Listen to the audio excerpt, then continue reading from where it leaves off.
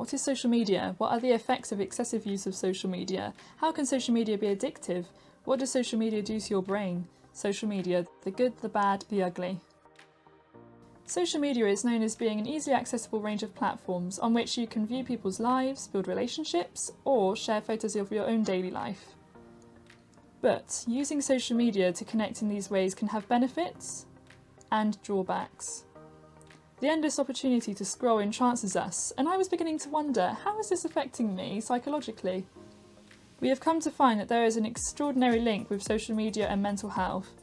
There is a lot to be said about the concerns of using social media and the scary effects it has on the mind.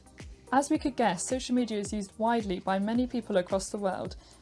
But exactly how many of us are keeping our eyes glued to the infinitive feed? Popular platform Facebook had 2.7 billion users by mid-2020. To bring that to context, that's 40% of the world's population. Here's a fact that will make you feel guilty. The average person spends over 3 hours on their phone each day, including approximately 2.5 hours on social media. Yep, I feel called out.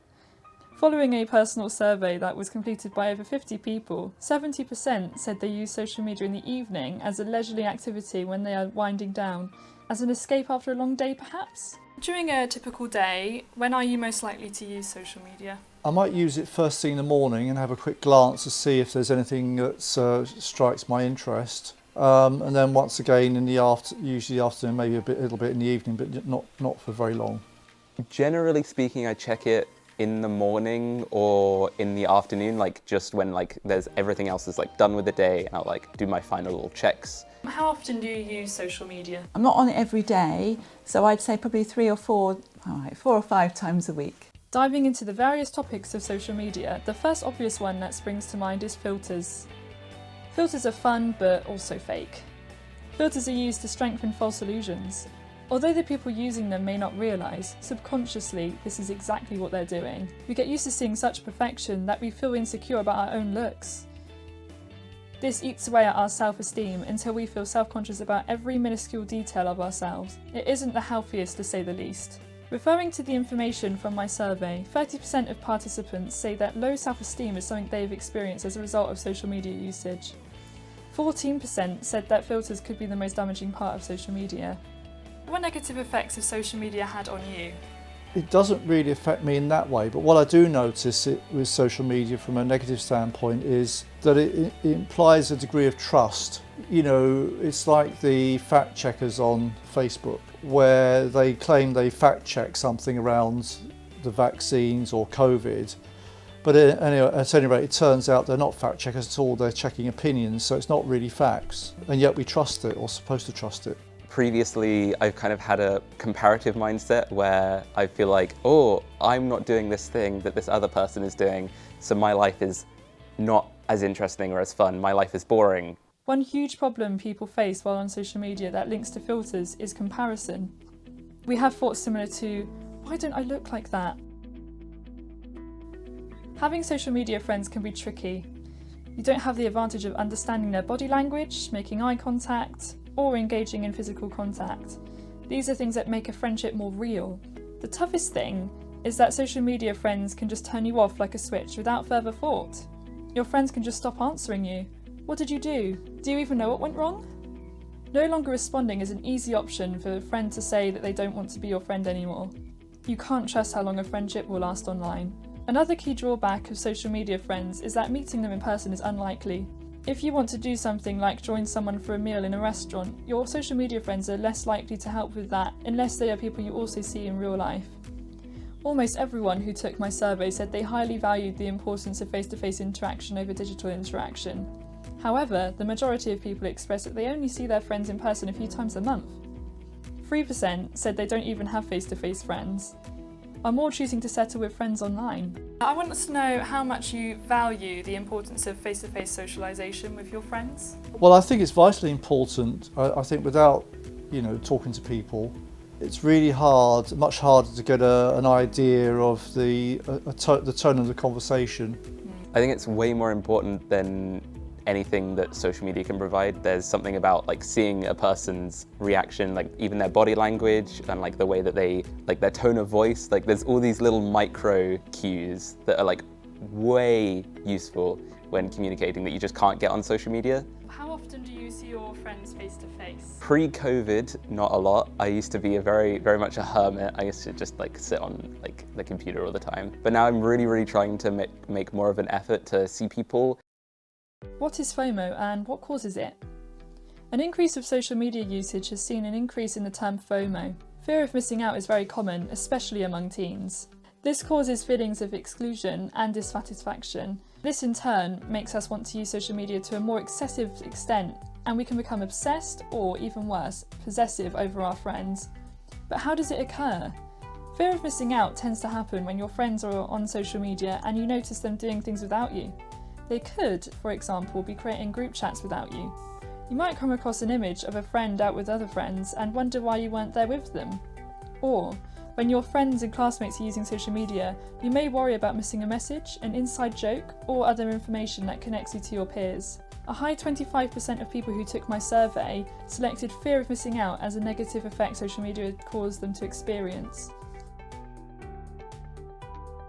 Social media is competing for your attention by providing quick and continuous information.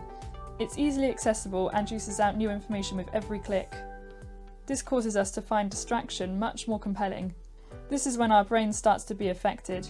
Because of all the hours spent absorbing information, the part of the brain associated with maintaining information shrinks. But how do we get addicted to social media? Social media manages to produce immediate rewards in the form of a dopamine release. This is how we get addicted. This happens when you see a new post something yourself, or receive a notification from the app. We are always looking for a reward. Scarily, brain scans have shown that the brain of a heavy social media user looks similar to those addicted to drugs or gambling. We know that dopamine is the drive to our need for reward, but where is dopamine affected? Your brain's dopamine system is affected by three factors: expectation, achievement, and regulation. An example of one of these achievements would be receiving likes on a post.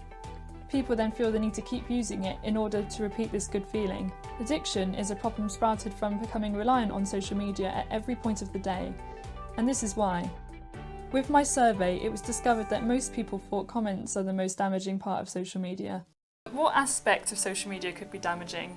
Well, oddly enough, misinformation from the fact checkers, because they don't check facts, they check opinions, and if you disagree with their opinion, they will ban or take a page out. And I think it's quite dangerous. In other words, it's closing down free speech. I think it's extremely addictive, predominantly because from a social aspect, because things like the weather app aren't exactly that addictive because there's not really a social side of it. But as humans, we like to share things with other humans because we're social creatures.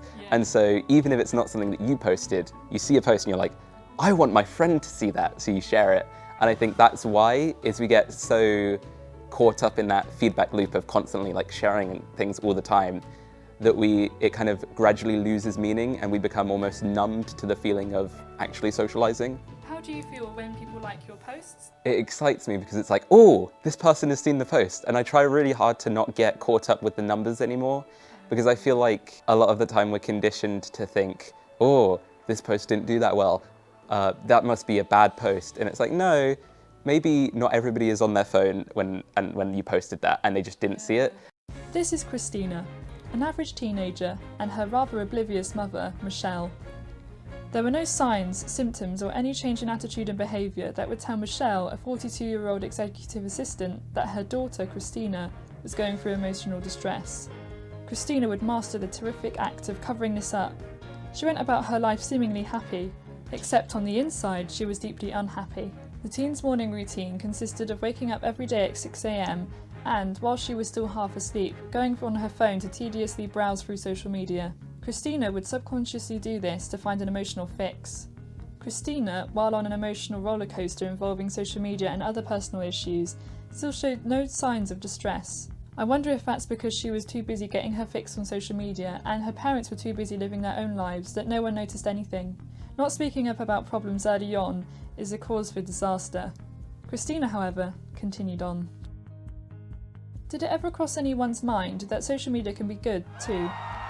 Let's dive into social media's good bits and why it can have a positive effect on society.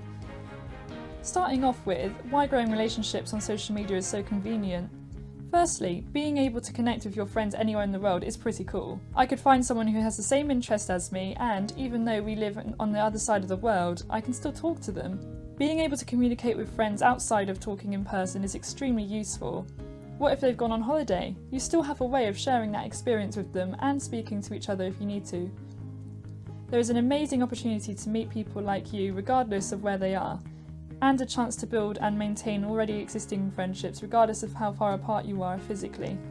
A large 70% of people who took my survey said they mostly use social media to keep in contact with friends and family.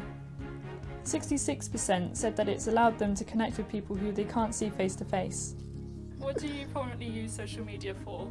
Mainly socialising and communicating with friends and posting things that I think other people would like to see.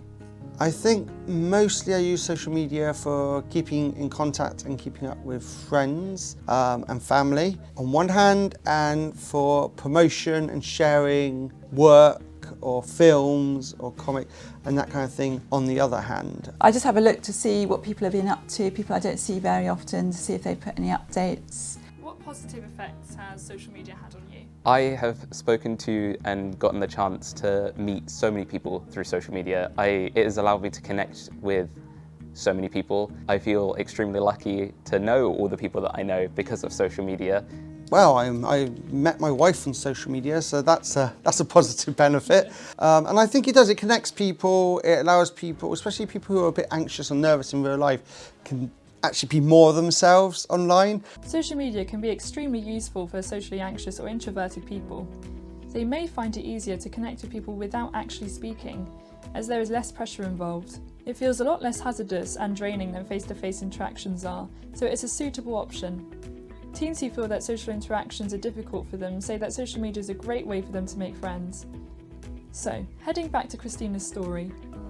Once Christina is out of bed, the routine of life begins. The saddest thing about Christina's daily routine is that although she'd make it to the shower, eat breakfast, and get ready for Zoom school, she'd skillfully stay glued to her phone, still craving for her reward. The rest of Christina's day would comprise of school, homework, text messaging, TV, cooking, and more social media interaction. This sounds fairly like most teenagers' daily lives, though the act of being attached to her phone through all of this wasn't normal, and it was unhealthy. Social media does a great job of creating feelings of oneness and inclusion through the idea of community. Social media is so incredibly widespread. You can find people of the same lifestyle, religion, communities, and backgrounds. Social media allows you to unify these people into one loving community. This then exerts feelings of safety. There is opportunity to share anything on social media. It could be things that bring a smile to you or the user's face, artwork that took you days to complete that you want to show off, or tips about something you and your followers are interested in. Having the power to spread positive information to others, in turn, makes us feel good. Having the ability to read, gather, and look into the latest information is extraordinarily useful. It's a way of quickly accessing important news without having to tune into the full programme. An example of a platform that makes this possible would be Twitter. You can use platforms like this to see the newest news, current events, or weather information. Although my personal favourite would be using social media to find missing cats and dogs. As a summary to all our positive points, some people just love social media for the basic reason of decent entertainment. People love tuning into the world of endless scroll when they reached a point of boredom and they are seeking something that would put a smile on their face. Most of the people who completed my survey conveyed that social media gives them a sense of amusement, and that their favourite aspects of social media are funny or relatable posts and videos. What content do you like to look at on social media? Traditionally, I could just sit on the Explore page and endlessly scroll, but I really like posts and videos that actually make me think about things. Now, reaching the unhappy ending of Christina's story, unfortunately, these unhealthy habits continued. Seeing photos of women her age every day gave Christina the impression that she was somehow below standard. She also suffered serious FOMO due to the intense amount of posts she would view of her friends while she wasn't present. Through the addiction she experienced, Christina created an anxiety which was hard to control because she couldn't stay away from her phone. Christina's anxiety was almost certainly caused by too much interaction with social media, not enough self-care, a lack of parents monitoring, and a lack of human interaction. Now that we have looked at the key factors of social media and what causes it to have a strain on our minds, let's hope we are all more aware of social media usage and what it does to us.